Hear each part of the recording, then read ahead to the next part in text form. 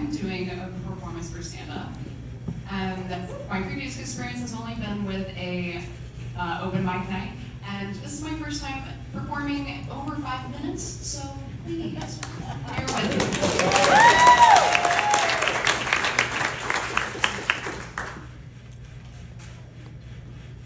So the topic that I'm going to be discussing is communicating as a deaf person in a hearing society. It can be difficult. So I'm going to start by saying a simple question. What is deaf face? So, you know, when a hearing person comes up to me and we make eye contact,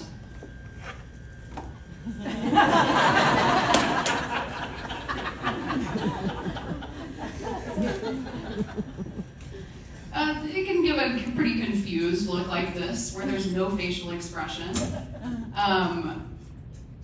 where you're trying to figure out, oh, why don't you understand me?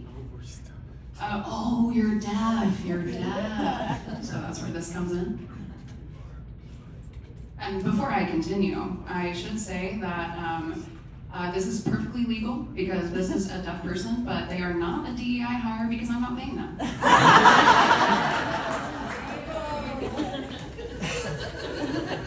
So how do people usually react?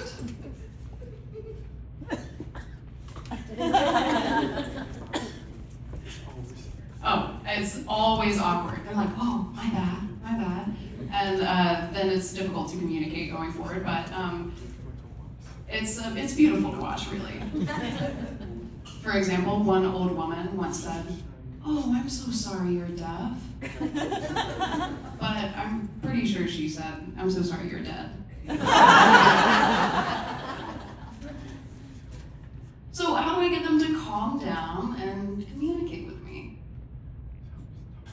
You know, deaf people have different preferred methods of communication. Some people prefer to read lips, some people prefer to write back and forth, and some prefer gesturing. So this is mine. This is my method of communication. I use a closed captioning app that picks up on voice. It helps a lot because my first language is English, and ASL has a French grammar, or is derived from French grammar, so helps me pick up on voices easier.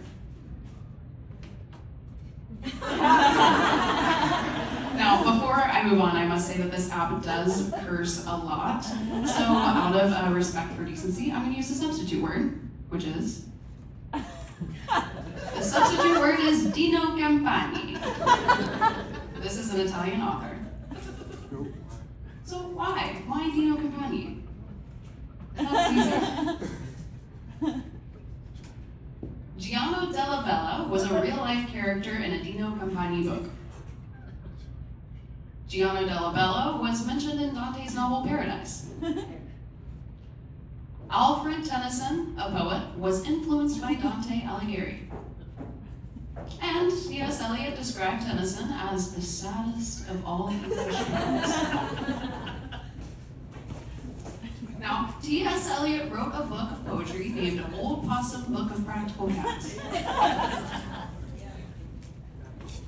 Old Possum Book of Practical Cats inspired the disaster known as Cats Musical.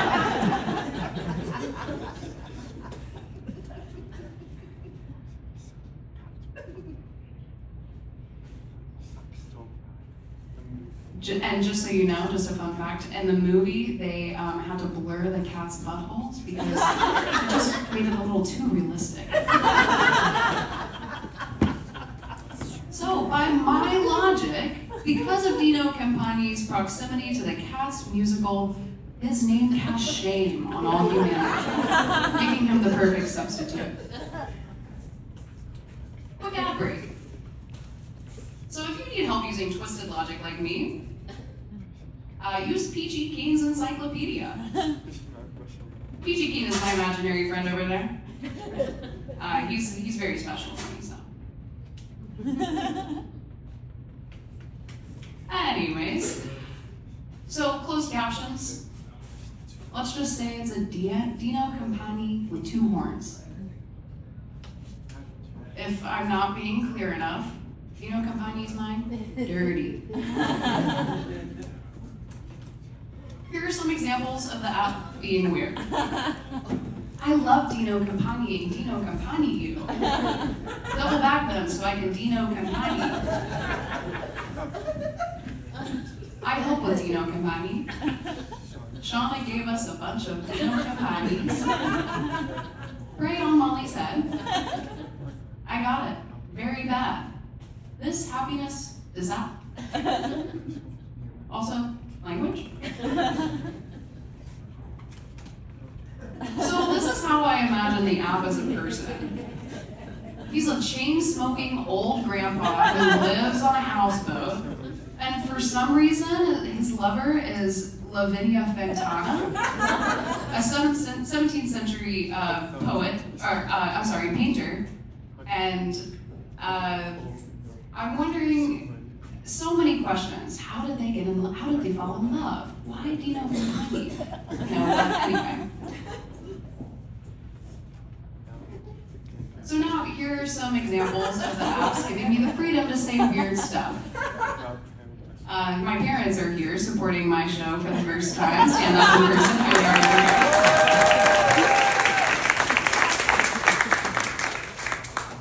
So I like to cause them a lot of secondhand embarrassment. So without further ado, here we go. I was kidnapped as a baby. She's not my biological mom. I want meth. That orchid is a Dino Campani. People like you will put me out of my job.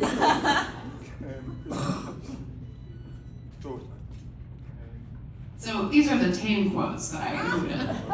It gets worse, but I'll never stop saying them. Now, people keep saying, oh, this app is so amazing, but that's concerning because I think the app is starting to get to the app's head. The app is starting to think that it deserves to translate every word every person says. Doesn't matter if it's right or wrong. Now they're starting to believe that it deserves to transcribe your beliefs.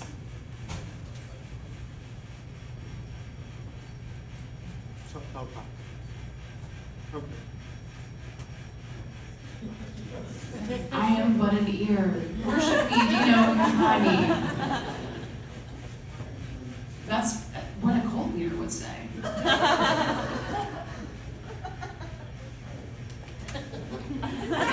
My relationship with the app, it goes deep. Sometimes it's a love-hate relationship, but it's not just that, it's even deeper. It's like, I want to kill you in your sleep, but I need you. But now our relationship with the app is more like, oh, I want to kill you in your sleep.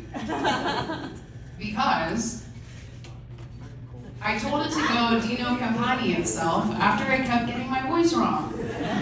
It kept swearing and cursing. And I swear, I don't cuss that much. And its response? Boatyard. So you might think, oh, this is just an innocent mistake. But no. I think it wants me to be treated with more respect, or it's going to tell me I got to sleep with the fishes. Help me. I'm concerned about this. People are concerned about climate change and war and everything else going on, but the real threat is this, closed captioning app. So help me stop it before it becomes the Messiah. And another ad break. Buy a PG King's encyclopedia before you leave. This might be a bit repetitive, but help me stop this chain-smoking grandpa from forming a cult with this woman from the 17th century. You know what to do. Thank you for listening to my performance, or as the app would say, in case you first cling to my plate formation.